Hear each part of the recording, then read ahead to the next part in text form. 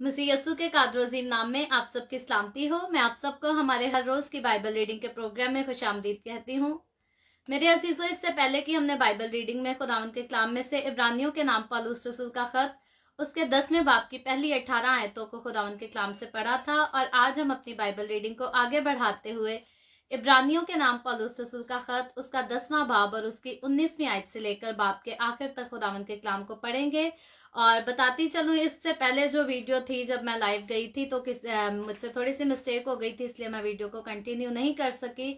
तो दोबारा मैं लाइव आई हूं, और इन दिनों में जो है मेरे पास टेक्निकल इशू चल रहा है, इसलिए हम अपनी प्रॉपर जो है रिकॉर्डिंग्स भी नहीं कर पा रहे बाइबल रीडिंग की। लेकिन कोशिश होगी जितनी जल्दी ये टेक्निकल इशू जो है सॉल्व हो सके तो हम अपनी बाइबल रीडिंग को कंटिन्यू करके रखेंगे। और जैसे नया अहदनामा हमने पढ़ना शुरू किया है और हम इब्रानियों तक पहुंच चुके हैं, खुदावंद ने चाहा तो हम मुकाशफा तक नए अहदनामा को पूरा कंप्लीट करेंगे तरतीब से पढ़ के। और इसी तरह जो है हम उसके बाद जैसे ही मुकाशफा तक हम पूरी बाइबल रीडिंग कर लेंगे, उसके बाद हम पैदाइश से शुरू करेंगे और नया अहदनामा भी जो है मुकम्मल उसकी रीडिंग को खत्म करेंगे। सो मेरे साथ रहें, और ये जो बाइबल रीडिंग की वीडियोस हैं इनको अपने फ्रेंड्स को फॉरवर्ड करते रहा करें, दूसरी जगह शेयर करते रहा करें, ताकि हमारा खास जो मकसद है इन वीडियोस का, बाइबल रीडिंग करने का, वो खास मकसद यही है कि खुदावंद यस्सु का जो नजात का कलाम मेरे और आपके लिए आया, जिसकी खुशी में हम इन दिनों में क्रिसमस की सेलिब्रेशन कर रहे हैं, अपने घरों को सजा रहे हैं, बड़े खर्चे कर रहे हैं, शॉपिंग कर रहे हैं, ये कलाम जो है मेरे और आपकी नजात के लिए और हर किसी की नजात के लिए आया था। और हमारा बाइबल रीडिंग को करने का खास मकसद जो है इस नजात के पैगाम को उन लोगों तक पहुंचाना है जो अभी तक यस्सु से नहीं वाकिफ हुए। तो खास तौर पे जो दूसरे लोग हैं जो यस्सु को नहीं जानते, वो ऐसी वीडियोस को देखना ज्यादा पसंद करते हैं जिनके व्यूज ज्यादा होते हैं या जिन पर कमेंट्स ज्यादा होते हैं, जो ज्यादा शेयर की जाती हैं। तो इसीलिए ये खुदा का कलाम जो मैं इतनी एफर्ट करके आप सबके साथ शेयर करती हूँ, ये खास उन लोगों के लिए शेयर किया जाता है जहां अभी तक खुदावंद का कलाम नहीं पहुंचा।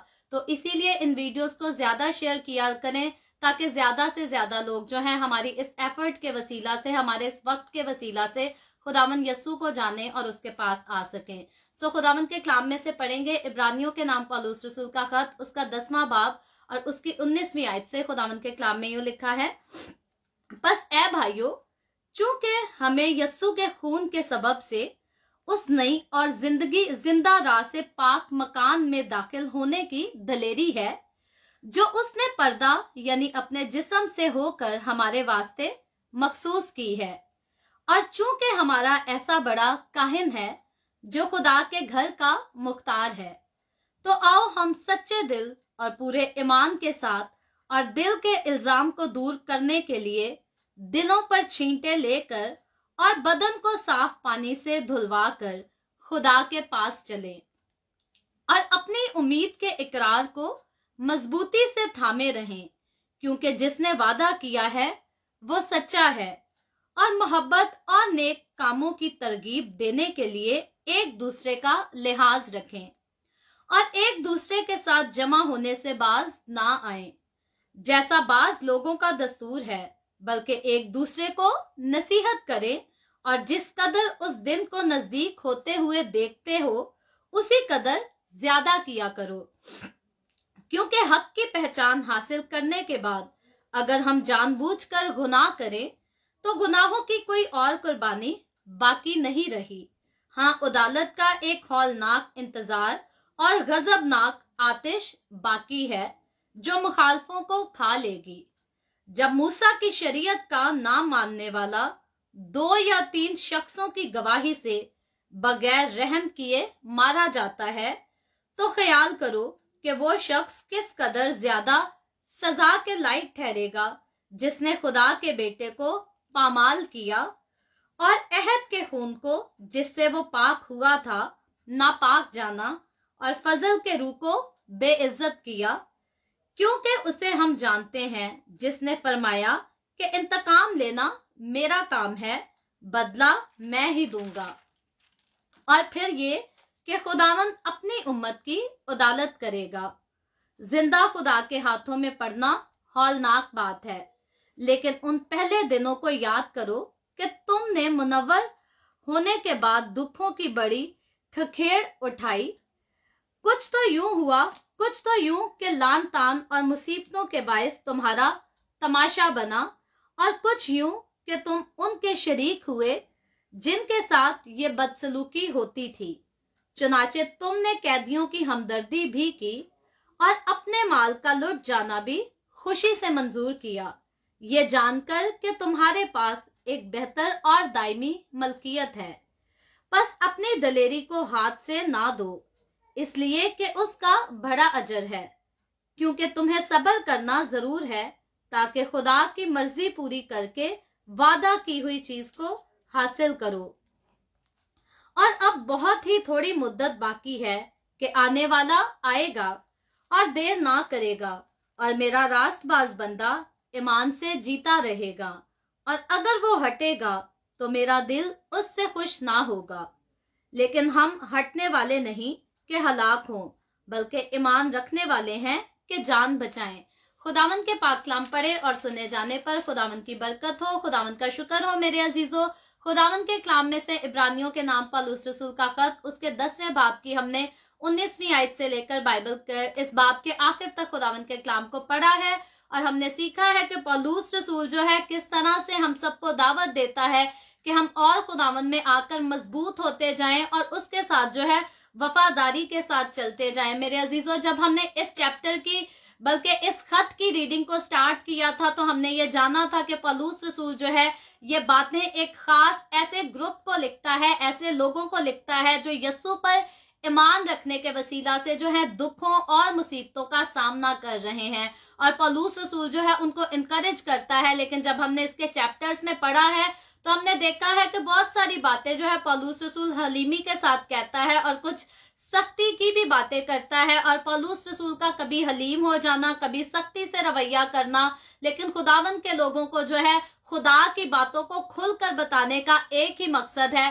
पौलुस रसूल चाहता है कि वो लोग जो यीशु का इकरार करके यीशु मसीह की कलीसिया का हिस्सा बन चुके हैं, यानी कि यीशु के बदन का हिस्सा बन चुके हैं, पौलुस रसूल चाहता है कि वो यीशु में जो है हमेशा कायम रहें, और जो उन लोगों का खास इनाम है यानी कि जिंदगी का ताज जिसको देने के लिए खुदावंद यीशु ने अपने लोगों से वादा किया है। पौलुस रसूल कहता है कि जब हम यीशु के खून से धुल गए हैं, जब हम यीशु के पास आ गए हैं एक बार, तो हमें वापस नहीं होना चाहिए, बल्कि वो ताज जो जिंदगी का मेरे और आपके देने के लिए खुदा ने मुकर्रर किया है या ठहराया है, हमें उस ताज को हासिल करना है और हर हाल में हासिल करना है। फिर दुनिया चाहे हमें सताती है, चाहे दुनिया हमें अगवा करके पकड़कर किसी जगह बंद कर दे, मारे पीटे या हमारी जान ले ले, कभी हमने यीशु मसीह के नाम से जो है इनकार नहीं करना, कभी हमने यीशु की हजूरी से जो है पीछे नहीं हटना, क्योंकि यीशु की हजूरी जो है वो हमेशा की जिंदगी बख्शती है। लेकिन यीशु मसीह की हजूरी से हट जाना, यीशु मसीह के नाम से इनकार कर देने का मतलब है अपनी हमेशा की जिंदगी, अपने उस जिंदगी के ताज को लेने से इनकार कर देना। तो मेरे अजीजों, इसीलिए पौलुस रसूल बार बार इनकरेज करता है और इस चैप्टर में भी कहता है, ए भाइयों, चूंकि हमें यीशु के खून के सबब से उस नई और जिंदा राह से पाक मकान में दाखिल होने की दलेरी है, यानी कि हमें कॉन्फिडेंस है कि जब यीशु मसीह के खून को हमने अपने ऊपर ले लिया तो अब हमारे गुनाहों की हमें सजा नहीं मिलेगी। जो गुनाह हम पहले कर चुके हैं उनकी कोई सजा नहीं, बल्कि मुकम्मल तौर पर उनकी माफी हो चुकी है। और अब हम दलेरी से इस बात को कबूल करते हैं कि यीशु जब आएगा तो हम बादलों पर उड़कर हवा में उसका इस्तकबाल करेंगे, और अगर हम इस दुनिया में सो भी चुके होंगे, यीशु मसीह आएगा तो हम फिर से जिंदा होकर जलाली बदन के साथ जो है यीशु मसीह के साथ आसमान पर उठा लिए जाएंगे। और फिर पौलुस रसूल कहता है, जो उसने पर्दा यानी अपने जिस्म से होकर हमारे वास्ते मखसूस की है, यीशु मसीह ने जो है मेरे और आपके गुनाहों की माफी कर दी, अपना जिस्म जो है सलीब पर कुर्बान करके मुझे और आपको नई जिंदगी बख्श दी और हमेशा की जो है जिंदगी बख्श दी। और जन्नत का जो रास्ता था वो मुझे और आपको यीशु मसीह ने अपनी जान सलीब पर देकर दिखा दिया, ताकि मैं और आप जो है हमेशा की आग में जलते ना रहें, बल्कि खुदावंद के साथ जो है खुशी मना सके, हमेशा खुदावंद की बादशाही में उसके साथ राज कर सके। और फिर पौलुस रसूल कहता है, और चूंकि हमारा ऐसा बड़ा काहिन है जो खुदावंद के घर का मुख्तार है। तो मेरे अजीजों, इस आयत में भी जो है पौलुस रसूल जिक्र कर रहा है वो यीशु मसीह का जिक्र कर रहा है कि यीशु मसीह जो है वो मेरा और आपका, मसीह की कलीसिया का एक ऐसा बड़ा काहिन है जो खुदा के घर का मुख्तार है, क्योंकि बाइबल मुकद्दस बताती है यीशु मसीह जो है वो अज़ल से खुदा का बेटा है।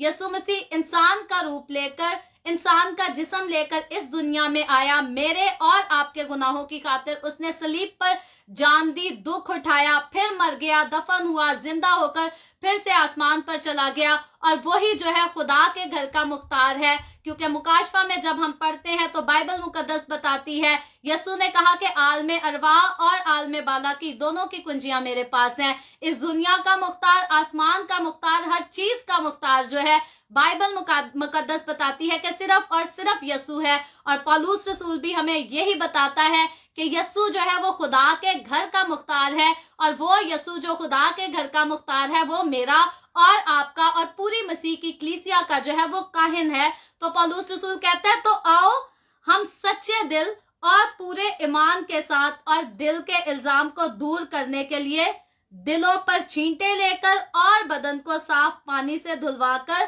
खुदा के पास चले। यानी कि खुदावन यीशु जो है हमारा मुख्तार है, अपनी कलीसिया का मुख्तार है, खुदा के घर का मुख्तार है। पौलुस रसूल कहता है आओ हम उसी के पास चलें अपने आप को पाक करके, क्योंकि यीशु के पास तो हमेशा की जिंदगी है, लेकिन इस दुनिया में जो है दुखों तकलीफों के सिवा और कुछ नहीं है। और इस दुनिया की जब आखिरत का वक्त आएगा तो तब हमेशा की आग के अलावा जो है और कुछ नहीं है। याद रखें यीशु के लोगों की तो जो फाइनल डेस्टिनेशन है वो आसमान की बादशाही है, लेकिन जो गुनाहगार लोग हैं, जो इब्लीस को पूजते हैं लोग, वो लोग जो यीशु का इनकार करते हैं, उनकी जो फाइनल डेस्टिनेशन है वो आग और गंधक से जलने वाली झील है। और इसीलिए मैं और आप और बाकी सारे खादिम जो यीशु का नाम लेकर मनादी करते हैं वो भी इतना वक्त और इतनी एफर्ट इसीलिए लगाते हैं ताकि गुनाहगार को जो है हमेशा की आग से बचाकर जिंदगी में दाखिल कर सके। और यीशु भी इसीलिए आसमान को छोड़कर जमीन पर आया ताकि गुनाहगार को जो है वो मौत से बचा सके, हमेशा की आग से बचा सके। और पौलुस रसूल कहता है हमें एक दूसरे का लिहाज करना चाहिए। जब हम यीशु मसीह की कलीसिया का हिस्सा हैं, कलीसिया जब मसीह का बदन है, तो हमें एक दूसरे का लिहाज करना चाहिए, हमें एक दूसरे का ख्याल करना चाहिए, एक दूसरे से प्यार करना चाहिए। और फिर अगले हिस्से में इसी की 25वीं आयत में देखें तो वो कहता है एक दूसरे के साथ जमा होने से हमें बाज नहीं आना चाहिए। जबकि आज की कलीसियाओं में जबकि मोहब्बत ठंडी पड़ गई है, याद रखें गुनाहगारों में तो मोहब्बत ठंडी पड़ गई है। यीशु के साथ जो चलने वाले लोग हैं उनका तो ये मानना है, या बाइबल मुकद्दस इस बात को खुलकर बयान करती है कि खुदा मोहब्बत है। और जब खुदा मोहब्बत है और खुदा अगर हमारी जिंदगी में है तो हमारी मोहब्बत कैसे ठंडी पड़ सकती है? क्या कभी खुदा ठंडा पड़ सकता है? नहीं मेरे अजीजों, याद रखें दुनियादार लोगों की जिंदगियों में तो मोहब्बत जो है ठंडी पड़ सकती है, उनके दिलों में मोहब्बत ठंडी पड़ सकती है, लेकिन खुदा के लोगों के दिलों में कभी भी मोहब्बत ठंडी नहीं पड़नी चाहिए। और अगर याद रखें अगर हमारे दिलों में, अगर हमारी जिंदगियों में भी मोहब्बत ठंडी पड़ गई है तो इस बात को बेहतर तौर से आप वाज़िया तौर पर समझ लें, यकीन के साथ समझ लें कि आपके दिल में जो है, आपकी जिंदगी में खुदा की हजूरी भी ठंडी पड़ गई है। और खुदावन का कलाम आपको आगाह करता है कि एक बार जब खुदावन में आ जाते हैं तो दोबारा अपनी जिंदगी को खुदावन से नहीं हटाना, ना उसकी हजूरी को छोड़कर फिर से इब्लीस की हजूरी में या दुनिया की रंगरलियों में हमें जाना है। और पौलुस रसूल कहता है इसीलिए जैसे यीशु की आमद का दिन करीब है, यानी कि सेकंड कमिंग का दिन करीब है, तो हमें जमा होने से बाज नहीं आना, बल्कि हमें आपस में मसीहों को, मसीह की कलीसिया को एक दूसरे से और ज्यादा मोहब्बत करनी और एक दूसरे के साथ स्ट्रॉन्ग रिलेशनशिप में आना है। क्योंकि यीशु ने एक मसीही को लेने नहीं आना। बाइबल मुकद्दस कहीं भी नहीं कहती कि कोई एक क्रिश्चियन जो है वो यीशु के साथ चला जाएगा, बल्कि बाइबल मुकद्दस में जब भी बात आती है तो यीशु ने जब आना है तो उसने अपनी कलीसिया को लेने आना है, और कलीसिया को जो है दुल्हन के साथ भी तशबीह दी गई है। और याद रखें मसीह की कलीसिया वही है, मसीही कलीसिया का वही हिस्सा है जो मसीह यीशु पर ईमान रखता और अपनी जिंदगी को उसी के डर और खौफ में गुजारता और अपनी जिंदगी से उसी की मर्जी को पूरा करता है। फिर हम किसी भी चर्च जाते हैं या किसी भी डिनोमिनेशन से हमारा ताल्लुक है, हमारी कोई भी तालीम है, अगर हम यीशु मसीह की वफादारी नहीं करते तो याद रखें हम मसीह की कलीसिया का हिस्सा नहीं है। कोई भी जो चर्च भी यीशु के कलाम की पैरवी नहीं करता, यीशु की ताबेदारी नहीं करता और डिफरेंट तरह की डॉक्ट्रिन सिखाकर लोगों को हक के रास्ते से गुमराह कर देता है, याद रखें वो चर्च भी जो है मसीह की कलीसिया का हिस्सा नहीं है।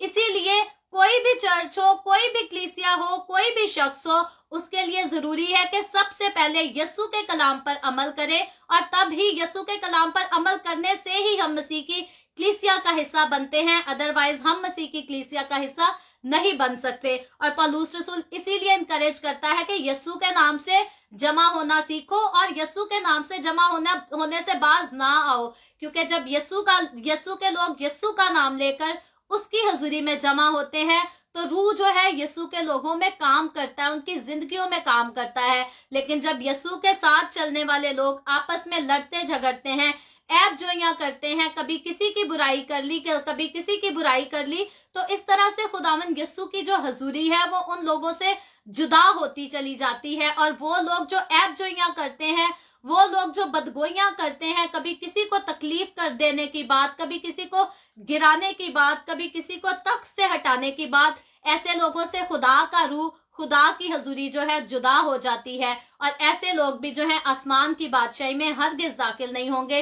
ये मेरे अल्फाज नहीं, बाइबल मुकद्दस ऐसा ही कहती है और इसीलिए कहती है ताकि हम अपनी कमजोरियों को जाने, अपनी कमजोरियों को माने और इनको छोड़कर खुदा के साथ जो है वफादार हो जाएं। क्योंकि जब तक हम इस दुनिया में जीते हैं हमारे पास वक्त है कि हम अपने गुनाहों से तौबा करके खुदावंद के पास आ सकते हैं। और जब हम तौबा कर लेते हैं तो पौलुस रसूल कहता है अब हमें वफादारी से खुदावंद की हजूरी में चलना है। ऐसे नहीं करना कि आज यीशु के साथ, कल दुनिया के साथ, परसों यीशु के साथ और उसके बाद फिर से दुनिया के साथ। हमें ऐसा हरगिज नहीं करना। और पौलुस रसूल फिर कहता है क्योंकि हक की पहचान हासिल करने के बाद अगर हम जानबूझकर गुनाह करें तो गुनाह की और कोई कुर्बानी बाकी नहीं रही। तो ये उन लोगों के लिए खास बात है जो कहते हैं यीशु साथ, दुनिया साथ, सारा कुछ साथ साथ चलते हैं। जब तक हम जीते हैं हम गुनाह को तो बाय नहीं कह सकते, गुनाह को तो खैर बात नहीं कहते। पौलुस रसूल कहता है, मैं एक बार फिर से पढ़ देती हूँ, ये इब्रानियों के नाम पौलुस रसूल का खत, उसका 10वां बाब और उसकी 26वीं आयत में लिखा है। अगर मुझ पे यकीन नहीं, आप अपने पास बाइबल मुकद्दस खोल कर देख सकते हैं। लिखा है क्योंकि हक की पहचान हासिल करने के बाद अगर हम जानबूझकर गुनाह करें, फिर से रिपीट कर देती हूँ, अगर हम जानबूझकर गुनाह करें तो गुनाहों की कोई और कुर्बानी बाकी नहीं रही। और फिर बाकी रहा क्या है? पौलुस रसूल कहता है आगे 27वीं आयत में, हाँ, अदालत का एक हौलनाक इंतजार और गजबनाक आतिश बाकी है जो मुखालफों को खा लेगी। यानी कि वो लोग जो कहते हैं आज हम यीशु में आ गए, फिर हमने गुनाह कर लिया, कल फिर यीशु में आ गए, फिर गुनाह कर लिया, बार बार हर रोज गुनाह करके हर रोज तौबा करते हैं, तो उनको पौलुस रसूल कहता है कि अब उनके लिए और कोई कुर्बानी बाकी नहीं रह गई। हाँ, अगर कुछ बाकी रह गया है तो वो गजबनाक आतिश बाकी रह गई है, यानी कि हमेशा की आग ऐसे लोगों के लिए बाकी रह गई है जो खुदा की हजूरी को भी मजाक समझते हैं और दुनिया के बगैर जिनका जो है दिल नहीं लगता, दुनिया की रंग रलियों के बगैर जिनका दिल नहीं लगता। तो मेरे अजीजों, बाइबल मुकद्दस हमें मुताहिद करती है। हम जो यीशु में आ जाते हैं, यीशु के खून से धुल जाते हैं, खुदावंद का कलाम हमें मुताहिद करता है कि अब हमें जानबूझकर अपनी जिंदगियों में कोई गुनाह नहीं करना। और फिर कहता है वो शख्स किस कदर ज्यादा सजा के लायक ठहरेगा जिसने खुदा के बेटे को पामाल किया और अहद के खून को जिससे वो पाक हुआ था नापाक जाना और फजल के रूह को बेइज्जत किया। यानी कि वो शख्स जिसने यीशु मसीह को पहले तो अपनी जिंदगी में पहन लिया और फिर गुनाह के बगैर उसका दिल नहीं लगता, या दुनिया की रंग रलियों के बगैर, बुरे कामों के बगैर, ऐब जोइयों के बगैर उसका दिल नहीं लगता, पौलुस रसूल कहता है ऐसा शख्स जो है वो सजा पाएगा। पौलुस रसूल इसीलिए कहता है, बार बार कहता है, ताकि हमें हर वक्त इस बात का डर और खौफ रहे कि अब हमने यीशु को जिंदगी दे दी है तो अब हमने बार बार अपनी जिंदगी में गुनाह को जो है रिपीट नहीं करना। याद रखें, खुदा की हजूरी, खुदा की मौत, खुदा की कुर्बानी, यीशु का खून, ये कुछ भी खुदावंद की नजर में मजाक नहीं है। अक्सरोकात लोग तो कहते हैं जी चर्च भी एक बिजनेस है, आलू की दुकान है, या चर्च करना बिजनेस है, मनादी करना बिजनेस है, पैसे कमाना है। याद रखें, ये लोगों की नहायत ही सिक मेंटालिटी है। जिसने सलीब पर अपनी जान दी, जिसने मेरे और आपके गुनाहों के लिए अपना खून बहाया, उसके लिए उसकी कुर्बानी, उसके लिए चर्चेस प्लांट होना, उसके लिए कलीसियाओं का बनना, उसके लिए आगे बढ़कर हमारा मनादी करना, ये सब मजाक नहीं है। वो अपने खादमों को जो है प्यार करता है। खुदा हमेशा अंजील की मनादी करने वालों से मोहब्बत करता है। और वो लोग जो यस्सु की खातिर दुख उठाते हैं, जो यस्सु की खातिर खून बहाते हैं, वो खुदावन से ज्यादा अजर पाते हैं। और वो लोग जो खुदावन की खिदमत को, खुदावन के काम को, खुदावन के खादमों को बिजनेसमैन समझते हैं या बिजनेस के साथ तशबीह देते हैं या इनको बुरी चीज समझते हैं, याद रखें खुदावन का बंदा उनको मुताहिद करता है, खुदा का कलाम उनको मुताहिद करता है। बाज आ जाए, खुदा का खौफ कर लें, वरना खुदावन से जो है सजा पाएंगे। और ऐसे लोगों की फाइनल डेस्टिनेशन बाइबल मुकद्दस बताती है कि आग और गंधक से जलने वाली झील है। आज इस दुनिया में तो अपनी दौलत के मजे कर लें या अपने इख्तियार के मजे कर लें, लेकिन फाइनल डेस्टिनेशन गुनाहगार की जो है वो हमेशा की आग ही है, कभी भी हेवन नहीं हो सकती। और फिर पौलुस रसूल कहता है खुदावन अपनी उम्मत की उदालत करेगा, यानी कि ऐसा नहीं है कि गुनाहगारों की तो उदालत होगी, लेकिन वो लोग जो यस्सु को कबूल करके और सारे बुरे काम करते रहते हैं उनकी उदालत नहीं होगी, उनकी भी उदालत होगी, वो भी खुदावंद का सामना जरूर करेंगे। और फिर कहता है जिंदा खुदा के हाथों में पड़ना हौलनाक बात है। तो मेरे अजीजों, अगर आप अब तक खुदावंद का खौफ नहीं करते या ऐसे लोगों को जानते हैं जिनकी जिंदगियों में खुदावंद का खौफ नहीं है, बताएं उनको, इस वीडियो को शेयर करें, खुदावंद के कलाम में से पढ़ के बताएं। ये इब्रानियों के नाम पौलुस रसूल का 10वां बाब मैं पढ़ रही हूँ, ये पढ़ के बताएं उनको, बताएं कि खुदा के हाथ में पड़ना जो है बड़ा हौलनाक है, खतरनाक बात है। इसलिए खुदा के साथ फिरौन बन के कभी जंग ना करे। याद रखें, अगर फिरौन ने खुदा के साथ जिद लगाई थी, खुदा ने उसको बार बार अपने करिश्मे दिखाए, मौजज़ात दिखाए, आफते भेजी, लेकिन फिरौन वक्ती तौर पर दिल नरम करता था, फिर उसका दिल सख्त हो जाता था, क्योंकि फिरौन ने खुदा के साथ जिद लगाई थी, तो फिरौन को खुदा ने फिर सजा दी थी। और आप भी याद रखें, अगर आप कभी खुदा के साथ जिद लगाते हैं, खुदा के कामों के साथ, खुदा के खादमों के साथ या उसकी हजूरी के साथ जिद लगाते हैं, तो याद रखें फिरौन के इंजाम को जरूर याद किया करें। और फिरौन का वो तो एक इंजाम था जो उसको दुनिया में रहकर मिला कि वो पानी में डुबो दिया गया, उसकी सारी मलकियत, सारी बादशाहत जाती रही। लेकिन जो फाइनल डेस्टिनेशन है वो तो हमेशा की जलने वाली जो है आग है। इंसान आज तो खुदकुशी करके भी मर जाता है, दुनिया के दुखों से रहाई हासिल करता है। कोई भी इंसान जिसको ज्यादा सारे दुख दे, जिसकी कोई ना सुने, जिसको कोई प्यार ना करे, वो खुदकुशी करता है और हमेशा की नींद सो जाता है। लेकिन याद रखें, ये सिर्फ उसके जिस्म को सुकून मिलता है, और जिस्म को दर्द तब तक होती है जब तक इंसान की रूह उसके जिस्म में है। जैसे ही रूह जिस्म से निकल जाती है, जिस्म को किसी दर्द का कुछ पता नहीं। इसीलिए मेरे अजीजों, अपने जिस्म से ज्यादा जो है अपनी रूह की फिक्र करें। खुदावंद का कलाम भी कहता है, ऐसे लोगों से मत डरो जो सिर्फ जिस्म को कत्ल करते हैं, बल्कि ऐसे लोगों से डरो जो तुम्हारे जिस्म और रूह दोनों को नुकसान पहुंचाते हैं। इसीलिए अपने जिस्म से पहले अपनी रूह की फिक्र करें, क्योंकि जिस्म तो ठीक है, हमेशा की नींद सो जाएगा, लेकिन आपकी रूह को हमेशा के लिए एक जगह पर जरूर रहना है।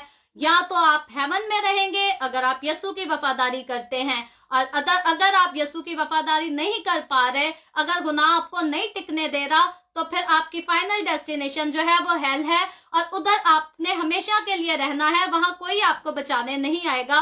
खुदावंद का कलाम इसी तरह बताता है। और फिर खुदावंद का कलाम अपने लोगों को, पौलुस रसूल कहता है, क्योंकि तुम्हें सब्र करना जरूर है, ताकि खुदा की मर्जी पूरी करके वादा की हुई चीज को जो है हासिल कर लो। तो मेरे अजीजों, आज की दुनिया में, आज के दौर में, और अगर हम पिछले दौर की भी बात करें, तो इंसान की सबसे बड़ी कमजोरी जो है वो यही है कि इंसान गुनाह किए बगैर जो है रह नहीं पाता।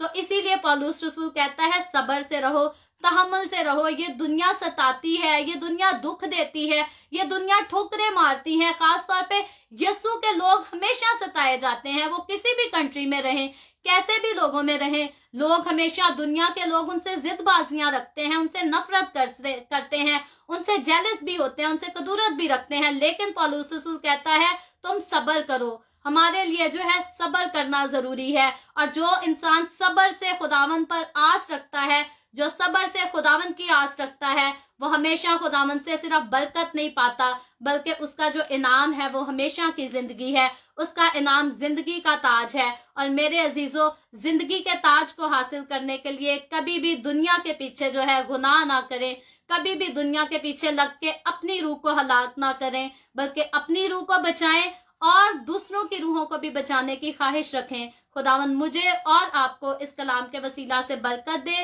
और हमें इस लायक बनाए कि हम अपनी रूह को अगर बचा भी चुके हैं यीशु के नाम से, तो अब हम दूसरों की रूहों को जो है बचाने वाले हो सके। खुदावंद आपको बरकत दे, आमीन। आए हम सब अपने सरों को खुदावंद की हजूरी में झुकाएंगे और दुआ करेंगे। अगर आपके पास कोई भी प्रेयर रिक्वेस्ट है तो आप नीचे कमेंट में लिख सकते हैं।